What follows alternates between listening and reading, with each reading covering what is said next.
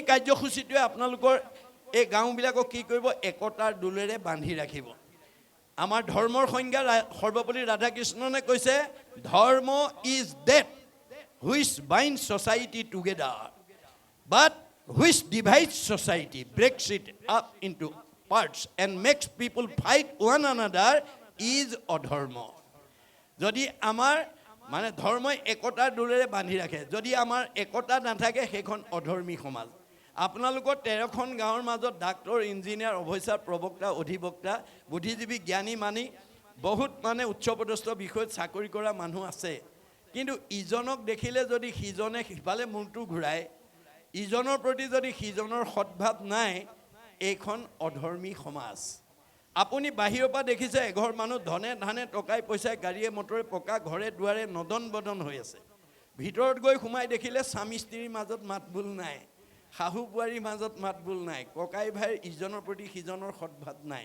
সেইখন অধৰ্মী পৰিয়াল এই অধৰ্মী সমাজ আৰু অধৰ্মী পৰিয়ালকো আমি আমূল পৰিৱৰ্তন সাধি ধৰ্মৰ মাজলৈকে আনিব পাৰিম কেনেকৈ এই নদীখন বোৱাব লাগিব দেই আমাৰ ভাগৱতে কৈছে অকৃষ্ণ নাম কীৰ্তনৰ নদী নাই জিথানত ভকতৰ সংগ জৈত নাই ও ব্ৰহ্মাৰ ভুৱন ভৈলে অপবিত্ৰ সিটো আতি যোগ্যনুহে থাকিবে তথাই গতিকে ব্ৰহ্মাৰ ভুৱন সদৃশ হ'লেও য'ত মিলা প্ৰীতি নাই মৰম চেনেহ নাই সেই জেগা বসবাসৰ যোগ্যতা নাই মই ভাগৱতৰ মানুহৰ আমাৰ 8টা সদাচাৰৰ ভিতৰত অন্যতম সদাচাৰ এটা আইসকলৰ উদ্দেশ্যে কৈছিলোঁ অন্ন সদাচাৰ আইসকলে অন্ন তৈয়াৰ কৰি আমাক যে খুৱায় আমাৰ প্ৰত্যেকৰ শৰীৰত 7 ধাতু সৃষ্টি হয় এতিয়া অন্ন আইসকলে কেনেকৈ ৰন্ধন কৰিলে আমাৰ অন্ন শুদ্ধ হ'লে ব্ৰহ্ম শুদ্ধ হ'ব আৰু ব্ৰহ্ম শুদ্ধ হ'লে আমাৰ সতি সন্তান শুদ্ধ হ'ব এই কথা ভাগৱতত উল্লেখ আছে গীতা ভাগৱতত উল্লেখ আছে সবে কৃষ্ণতপৰ জানিবা নিশ্চয় অৰ্পণা নভৈলে কিছু ফল নধৰে আপুনি ৰান্ধিবলৈ নিয়া চাউল মুঠি ধোৱাৰ আগতে এমুঠি ঈশ্বৰত অৰ্পণ কৰি ল'ব লাগে এটা পাত্ৰত গুৰুদেৱ নাম ভগতত লাগিবৰ্থে বা ভগৱন্তত লাগিবৰ্থে অৰ্পণ কৰা হ'ল কৃষ্ণ এই বুলি আইগৰাকী কৃষ্ণ মন্ত্ৰ উচ্চাৰণ কৰি এমুঠি ভগৱানত অৰ্পণ কৰি লৈ বাকীখিনি শুদ্ধভাৱে ধুই পখালি ৰন্ধন কৰিব লাগিব আৰু খাবলৈ দিওঁতেও কৃষ্ণ মন্ত্ৰ উচ্চাৰণ কৰি খাবলৈ দিব লাগে আমাৰ কৃষ্ণ মন্ত্ৰ আইগৰাকী মুখৰ কৃষ্ণ নামটোৱে কি কৰে হৰি নাম হুতাখন পাপ সুখান বন খনেকতে দহি কৰে চন যে আমাৰ ভগৱন্তৰ নামটো জুইৰ লগত তুলনা কৰিছে যে শুকান বনত জুই লাগিলে যেনেকৈ তৎক্ষণাৎ পুৰি নাইকিয়া হৈ যায় আইগৰাকীয়ে কৃষ্ণ মন্ত্ৰ উচ্চাৰণ কৰি অন্ন থোৱা আৰু খাবলৈ দিওঁতে সেই সময়লৈকে হোৱা 5 প্ৰকাৰ পাপটো নাইকিয়া হৈ যায় আমাৰ প্ৰত্যেক গৃহস্থী ঘৰত 5টা পাপ অবাঞ্ছিত হয় সংঘ অনাসংঘ বামুণীয়া কীৰ্তনীয়া সত্ৰ সমাজ বুলি কথা নাই গৃহস্থী মাত্ৰেই 5টা পাপ আমাৰ অবাঞ্ছিত হয় কেনেকৈ হয় গীতা ভাগৱতত কৈছে কন্দনী পেখনি চুলি কলসী মাৰ্জনী গৃহস্থৰ পঞ্চ হিংসা সিজে ৰাতি দিনী এই 5টা প্ৰকাৰ আমাৰ অবাঞ্ছিত পাপ হৈ থাকে গৃহস্থী মাত্ৰেই কন্দনী মানে ঢেঁকী বা মিক্সাৰত জা জলপান কৰিলে মানে ব্ৰহ্ম হত্যা হয় তাত পাপ লাগে পেখনি মানে পতাত মছলা পিছা সৰিয়হ পিছা আদা পিছা জলকীয়া পিছা নহৰু পিছা কৰি অন্ন তৈয়াৰ কৰিলে তাত ব্ৰহ্ম হত্যা হয় তাতো পাপ লাগে চুলি মানে জুহালত গেছত ৰন্ধনশালাত অন্ন তৈয়াৰ কৰিলে তাতো পাপ লাগে কলসী মানে কলহ বা কোনো পাত্ৰত পানী আনিলে চকুৰে মনিব নোৱাৰা জীৱাণু আহে গৰম কৰি মাৰি পেলোৱা হয় তাতো ব্ৰহ্ম হত্যা হয় তাতো পাপ লাগে মাৰ্জনী ঠাইঘৰ সাৰোতে মচোতে সূতা বাঢ়নি জাৰুত লাগি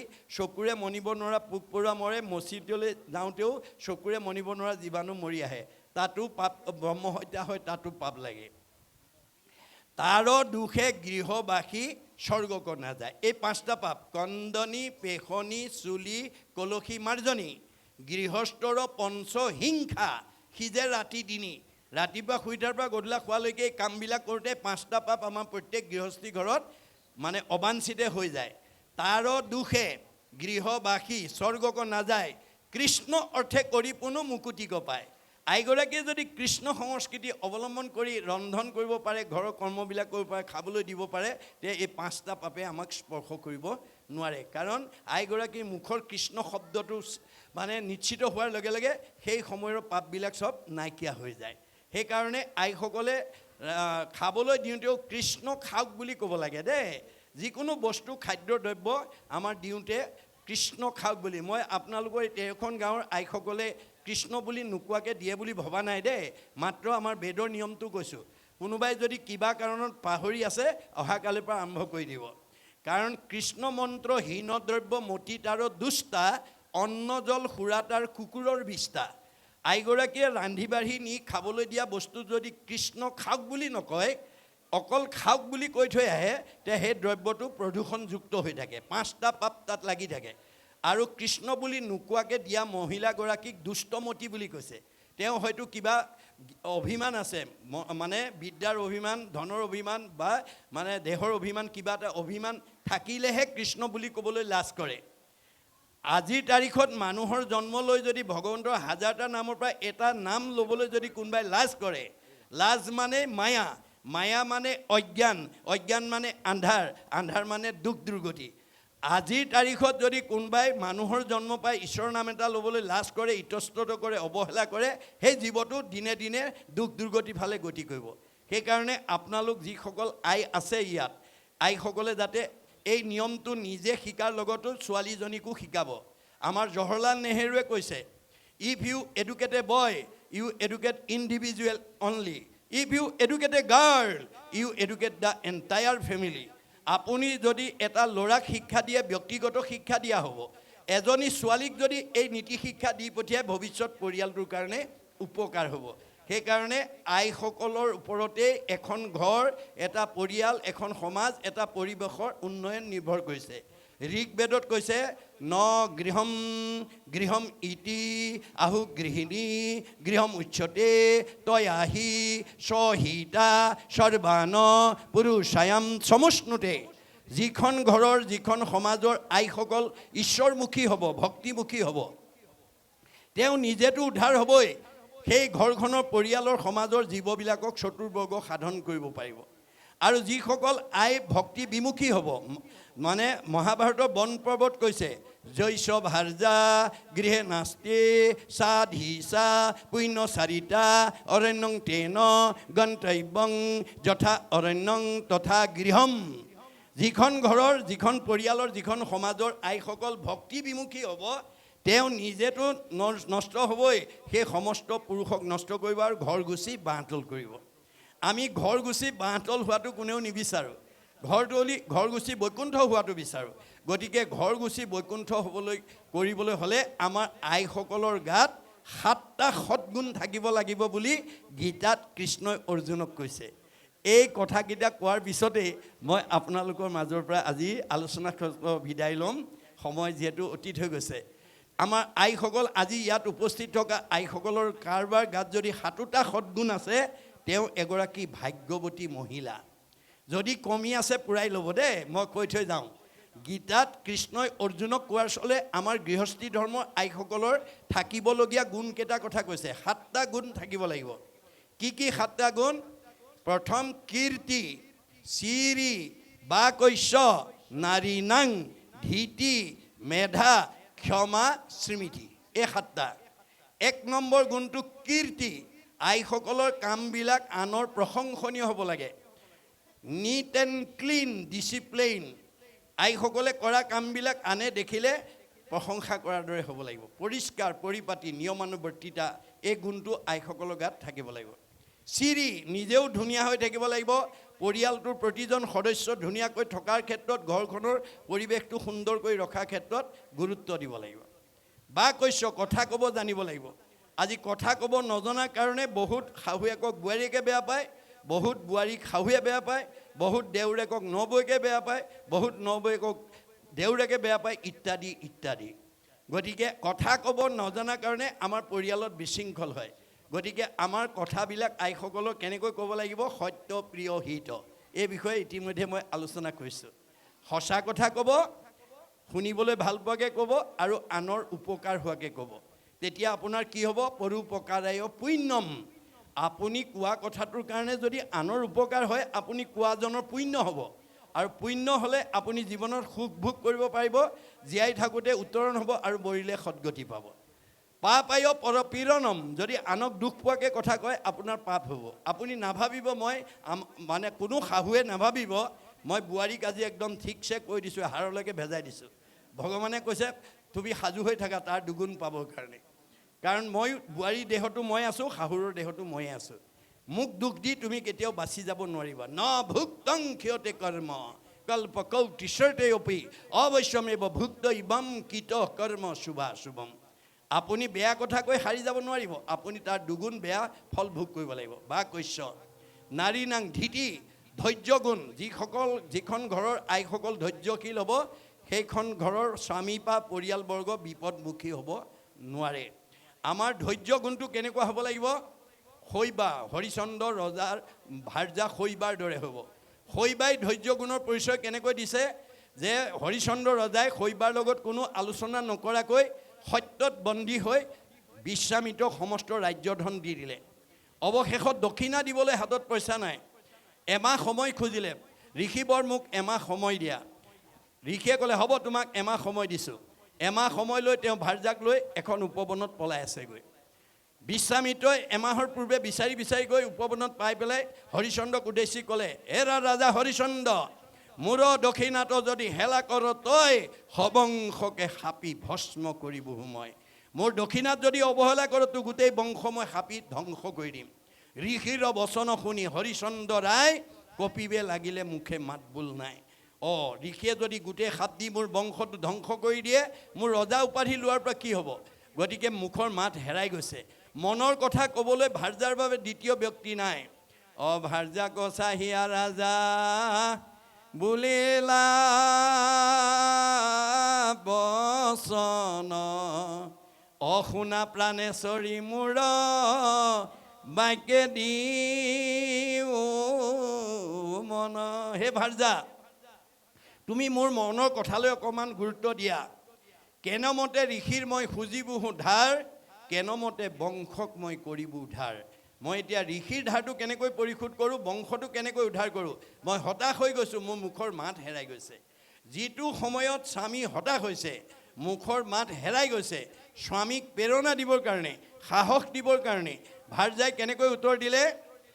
স্বামীৰ বচন শুনি শৈবা প্ৰাণেশ্বৰী, অস্বামীক বুলিলা অল্প হাস্য কৰি। হাঁহি মাৰি উত্তৰ দিলে। যি সময়ত ভাৰ্যা হতাশ হৈছে, ভাৰ্যাৰ মুখত স্বামী হতাশ হৈছে, ভাৰ্যাৰ মুখত হাঁহি দেখাৰ লগে লগে প্ৰেৰণা পাইছে, সাহস পাইছে। আৰু কি বুলি ক'লে? মহাৰাজ নাহি নাহি আন ধৰ্ম জানা সত্য বিনা, জানি আন নিচিন্তিও দিও ক দক্ষিণা। স্বামী, সত্যতকৈ আৰু ধৰ্ম নাই, ভয় নকৰিবা, দক্ষিণা দি দিয়া। হৰিচন্দ্ৰই ক'লে মই ক'ৰ পৰা দিম, মোৰ হাততে পইচাও নাই। তেতিয়া ভাৰ্যাই ক'লে, আমাকো বিকিয়া ৰাজা ঋষিৰ খোজা ধাৰ, আতপৰে আন উপায় নেদেখোঁহাৰ। মোক বিক্ৰী কৰি হ'লেও তুমি ঋষিৰ ধাৰটো পৰিশোধ কৰা। এই যিটো সাহস, এই যিটো প্ৰেৰণা, হয় নাই? আমাৰ বাৰু সিমানলৈ যাবগৈ নালাগে দেই, আপোনালোকে নিজক বেচিবগৈ নালাগে। কিবা কাৰণত যদি স্বামীক কিবা পৰিস্থিতিত আপোনাৰ ভাৰ্যাৰ লগত আলোচনা নকৰাকৈ তেনেকুৱা বিপদত পৰি আহি কয়হি, আমাৰ অন্তত ভাৰ্যাই ক'ব পাৰিব লাগিব, আপুনি কিয় ইমান হতাশ হৈছে? আন্ধাৰে পোহৰে দিনটো, সুখে দুখে জীৱনটো, দুখক অতিক্ৰম কৰি সুখক প্ৰতিষ্ঠা কৰাই জীৱনৰ সাৰ্থকতা। ধৈৰ্য ধৰক, ঈশ্বৰে কৃপা কৰিব। কেতিয়াবা কিবা কাৰণত ভাৰ্যাও তেনেকুৱা পৰিস্থিতিত হতাশ হ'ব পাৰে। তেতিয়া স্বামীয়েও ভাৰ্যাক মানে প্ৰেৰণা দিব পাৰিব লাগিব। কি বুলি? তুমি কিয় ইমান হতাশ হৈছা? আন্ধাৰে পোহৰে দিনটো, সুখে দুখে জীৱনটো। গতিকে তুমি দুখক অতিক্ৰম কৰি সুখক প্ৰতিষ্ঠা কৰাই জীৱনৰ সাৰ্থকতা। গতিকে ধৈৰ্য ধৰা, ঈশ্বৰে কিবা কৰিব। কাৰণ আমাৰ বিবাহ সম্বন্ধে পুৰুষৰ অৰ্ধাংগিনী, স্বামী বুলি ধৰ্ম কৰ্ম পাই অৰ্ধখিনি, সেহি হেতু কতো কতো ধৰ্মিনী ৰমণী, পাপ কাৰ্যে বাধা দিয়া খন্দাই বিঘিনী, কতো অধৰ্মিনী তিৰি ধৰ্মক বাধিয়া, স্বামীক নিউৱে ঘূৰে নৰকে টানিয়া। বিবাহ পাশত আবদ্ধ হোৱা দিনাখনকে স্বামী আৰু ভাৰ্যা অৰ্ধ মিলি এটা হয়। ডাক্তৰে বিয়া কৰা মানুহজনীক মানুহে ডাক্তৰণী বুলি কয়। মাষ্টৰে বিয়া কৰা মানুহজনীক মাষ্টৰণী বুলি কয়। তেওঁলোক ডাক্তৰণী আৰু মাষ্টৰণী হয় জানো? নহয়, কিন্তু আধা উপাধিটো পাই গ'লে বাপেক স্বামীৰ কাৰণে।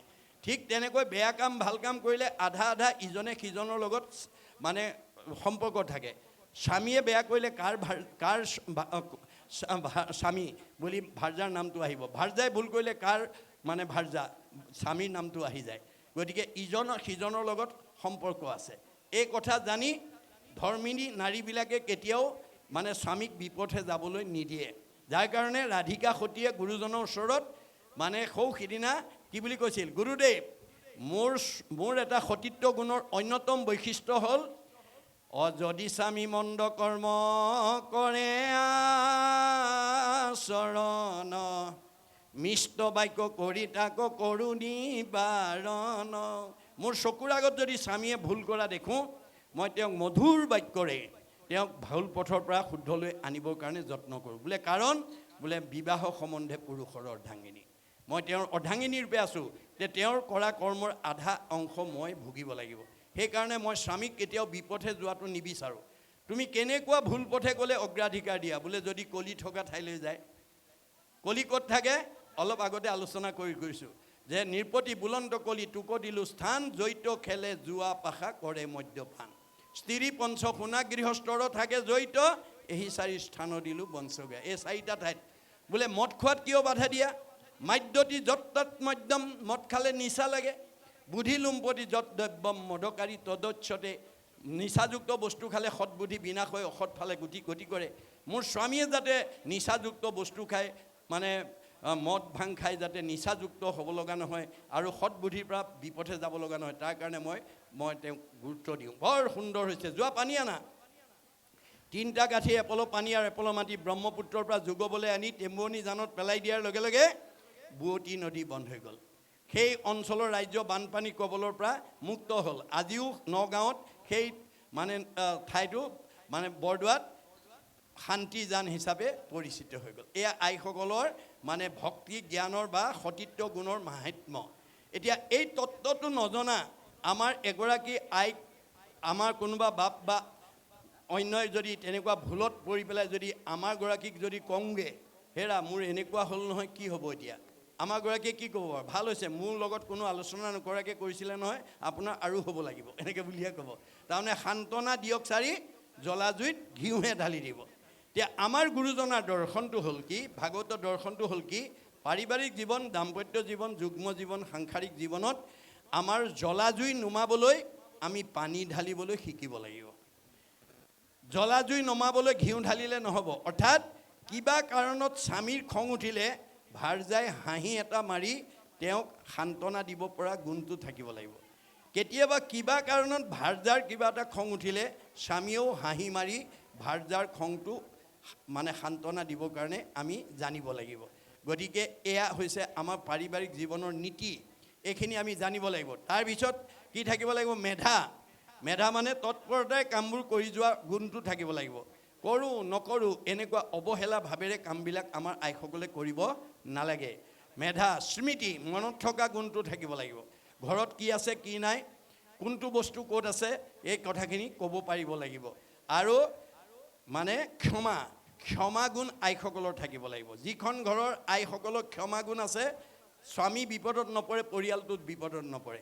ধৰি লওক সীমাঘৰীয়া মানুহজনৰ লগত স্বামীৰ কিবা এটা বিতৰ্ক হ'ল, তেওঁক অকণমান বেয়াকৈ ক'লে, ক্ষমাগুণ থকা আয়ে কি বুলি ক'ব? হ'ব দিয়ক, কল দুটা থাকিলেও ঠেকাঠেকি লাগে। সীমাঘৰীয়া মানুহ কিবা এটা ক'লে আৰু আপুনি সেইটোত ধৰি থাকিব নালাগে। যদি ক্ষমাগুণ নাই, আইজনে কি ক'ব? তেওঁ তেনেকৈ ক'বলৈ কোন? ধৰক মাৰক, এই বুলি যদি উচ্চতাই দিয়ে, তেতিয়াহ'লে বিপদত পৰিব। গতিকে আমাৰ আইসকলৰ ক্ষমাগুণটো আমাৰ উদ্ধৱক কৈছে, মুত চিত্ত দিয়া যিটো জনমহাশয়, হানি অপমান দুখ শোকক সহয়, তাকে সে বুলিও ক্ষমা জানিবা উদ্ধৱ, ক্ষমাৱন্ত পুৰুষৰ নাই পৰাভৱ। আপোনাক কোনোবাই কিবা এটা বেয়া কথা ক'লে মোক কৈছে বুলি নধৰিব, আত্মাক কৈছে।